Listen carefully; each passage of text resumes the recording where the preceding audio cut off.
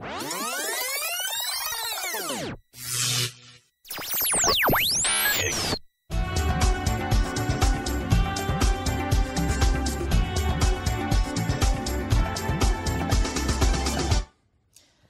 welcome to Coffee with the Councillor. My name's Mel Ashworth, and I have the pleasure this morning of interviewing Mike Lyall. Good morning, Mike. Good morning, Mel. I just want to know which ward you stand in and which party you represent. I represent the Labour Party. Yes. And I was elected to Earlham Ward, which is a town ward. Okay. Which is in the district ward of East Ward. Now you've confused me, but that's all right. That's all right. I'm sure people will get that. Yeah. How long have you been a councillor, Mike? Since the 5th of May of this year. This year? I was elected. Stood before? Yes, I was a district councillor for 4 years for South Ward, from 1999 to 2001. Okay, right. What inspired you to become a councillor then? Well, I've been very, I believe, community-minded since I was a young boy. Oh, okay, yeah. I joined the Scout movement when I was 7, and I remained in that until I was 15, till I started work. And unfortunately, that work took me into shift work as a 15-year-old. So I couldn't really keep up the continuity of the movement. Did you ever go back into scouting? Yes, actually, I was invited to be on the selection board actually for leaders for Axe District. Yes. And I'd done that as an adult for a number of years. Yeah, yeah. But then other community activities took me, and did you have any boys in the group that we might recognise? Oh yes, very much so. Yes, when I was a cub in the YMCA at Weston, or the first Weston group, it was called. Jeffrey Archer was a member. Jeffrey Archer. Yeah, and we've got a group photograph actually that I still got. Yeah, they were good days. Good days. Yeah. So from being a Boy Scout and then going into shift work, what was your shift work then? Well, I went on British Railways as a telegraphist, which is commonly called a booking boy in the signal box. Oh. And I started off in Weston, actually. And how old were you, 15? I was 15 then. That's a lot of responsibility. It really was. Yes. Weston Supermare signal box was quite large. I believe, if my memory serves me right, 186 levers. It had 12 telephones. And quite frankly, I remember the first day I attended that there was no training. The signalman was on duty with you, and he said, "You'll have to. I will have to tell you what to do as it goes on." Yes. And it was quite something, because in those days it was the steam era. Locking Road car park was 4 excursion platforms, and in the summer it was almost impossible to have a cup of tea. Really? Yeah. The traffic was so busy. And what did you get paid for that? Well, believe it or not, it was a fortune. It really was. In that day, it was £4.8 and 6 irons a week. And I think the rent on a property in those days was £2.10. My wife told me. So she married a rich man. Well, you know, we've had a good life. Yeah, fantastic story. I must be honest, personally, I love steam trains. Everybody does. Very romantic. Everybody does. Steam and hearing the whistle blow. Yes. It's very beautiful. Yes. Thank you. Okay, we digress. Were you born in this area, Mike? Yes, I was born in Milton. Really? Yeah. So you're Western born? Oh, yes. I think I know every paving stone and every lamppost. Not the ones they're putting up now, but... Well, no. Where did you go to school then? I went to a primary school in Wirral. It was down at Mendip Road. It's closed now. Mendip Green? Mendip Green. It's still there? Yes, the old building. Oh, the old building. Yes, we've moved on since right. then. And I was a school governor there for a while as I got into life. Yeah. But there was a story about that, incidentally, where we were taught in an air raid shelter. I'll never forget it. In the hall was a massive, great steel structure as an air raid shelter.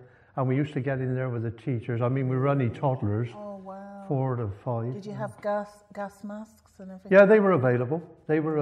Yeah. And, were you frightened? I think I was at times walking to school from Milton. A cousin of mine took me several times, but at the end of the day, because my mother was in the factory and my father was she in? I think it was one on the airfield. Over Westlands Way? Yeah.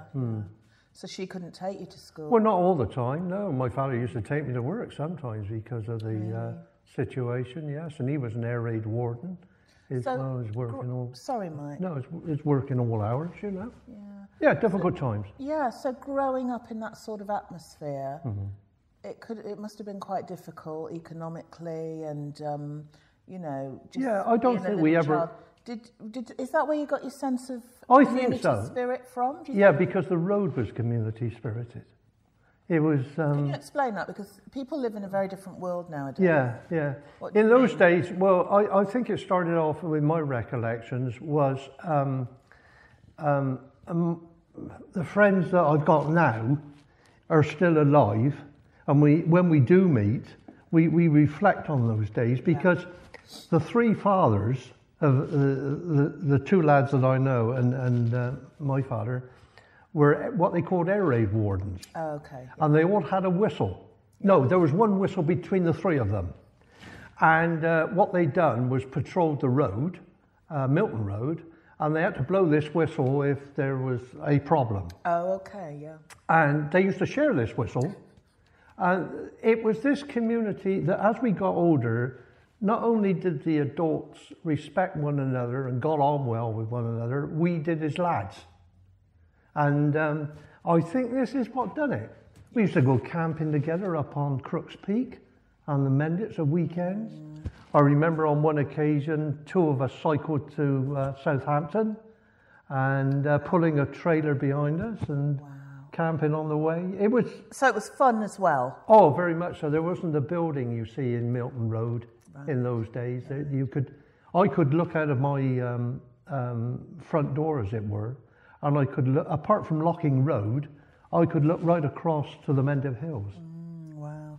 So your sense of community spirit came from those days? I think so. And is that what prompted you into being a councillor and, you know...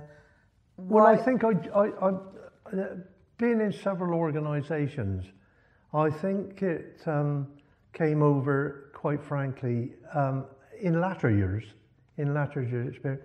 When, for example, I walked into Western Library. Yes. And I picked up an annual general report from the Director of Public Health, Dr. Max Camerling, and I sat down in the library and read it, and I was aghast. And what was this report about? Well, this report was about basically the health of North Somerset. Oh, okay. But when was this published? Well, I think it's since the PCT was formed, I would take it that the Director of Public Health had to give an annual report every year. Okay. So what did it say? Well, briefly. Well, very briefly, what upset me at the time was the deprivation in Weston, and the figures were in the report. Such things as longevity of life of people in Weston, other things that the birth rate, the lack of work, the welfare benefits. It was all calculated. So anyway, I read it and I felt quite upset because this town gave me a good life. Yes. It gave me a good teenage life. It gave me a good job. It also gave me a good education. The people are great. Yes. And I think Weston with the Winter Gardens in those days with dances Saturday nights, and it really was. So you feel it's gone downhill in many ways? I think so, in as much as that you take the central ward that I was interested in. Of course I'm still interested, but I'm not a councillor there now. Yes. But I wasn't a councillor when I took up the crusade, as you like, of getting things organised and getting things done. And I found out that there's not a playground in Weston for children. There's not a day centre. Oh, you're talking about the centre? The centre. Right. The centre. There's not a day centre for the elderly. There's no green spaces at the primary schools. So your passion is to what? To address that. To address that. Yes, and I've been successful. Yeah. Okay. All right. Thank you, Mike. Just before we finish, I have a question I ask all the councillors that come in. Yeah. How would you inspire young people today watching this to get involved in local politics? Come with me. Come with me. Get in touch. Yeah. Come with me to a children's centre. Yeah. Come with me to a primary school. Yes. In our ward. Yes. And see how that needs renovating. Right. Rebuilding possibly. Right. And incidentally, what I'd like to see there, to save the amount of money being spent on we'll say, rejuvenating the school, the social problems that the children's centre has got, to build a campus. Right. Mike Lyall, it's been a pleasure to meet you. Thank you, Mel. And to hear your passion. Thank you very much indeed. Thank you so much. Thank you so much. Thank you. Just wait a minute for